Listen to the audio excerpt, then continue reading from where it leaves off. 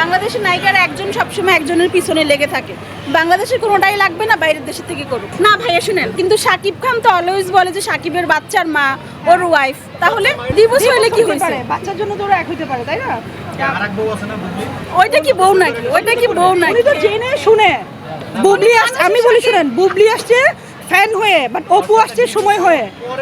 না, আমি একটা কথা বলি, বুবলি আসছে কয়দিন, যেটাই হোক, ঠিক আছে? স্বামী থাকা অবস্থায় সে বাইরের মানুষের সাথে পরকীয়া করে, ও কখনো বউ হতে পারে না।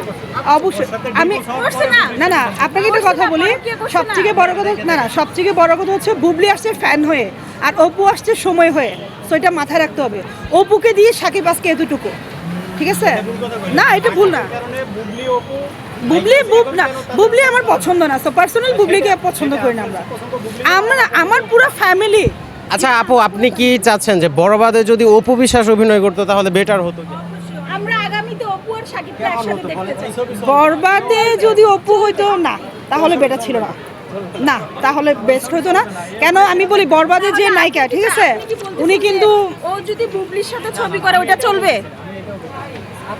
আমি কই এখন পাকিস্তানি নায়িকার সাথে ছবি করি। হ্যাঁ, হ্যাঁ সেটা ভালো। অবশ্যই, কেউ এবার উপর সাথে বাংলা গান দুই না- বাংলারই নায়িকা থাকুক, আমরা এটাও চাই। বাংলাদেশের নায়িকারা একজন সবসময় একজনের পিছনে লেগে থাকে। বাংলাদেশের কোনোটাই লাগবে না, বাইরের দেশের থেকে করুক, এটাই ভালো।